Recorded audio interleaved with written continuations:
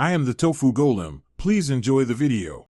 You begin by preparing two essentials, the paired iPhone and your watch passcode. Once ready, make sure Find My and iCloud credentials are available so you can remove activation lock.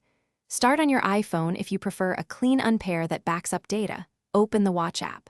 Alternatively, you can act on the watch itself. Open Settings, then General. From here, you will move to Reset Options. Follow these first actionable steps to initiate logout. You now perform the central actions. If unpairing on iPhone, tap All Watches, tap the info icon next to the watch, then unpair Apple Watch. Confirm and enter your Apple ID password so it removes activation lock. If erasing on the watch, go to Settings, General, Reset, then erase all content in Settings. Enter the watch passcode and Apple ID when asked. Once done, the device begins wiping and either removes the watch from your account or prepares it for setup. You finish by confirming success.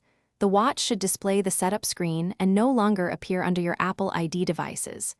If you unpaired, your iPhone will have a backup you can restore later. If you erased, proceed to repair or hand off. Make sure activation lock is cleared before selling or gifting.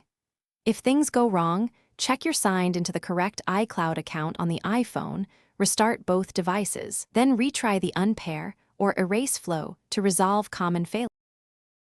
Thanks for watching. Consider subscribing if we helped you today.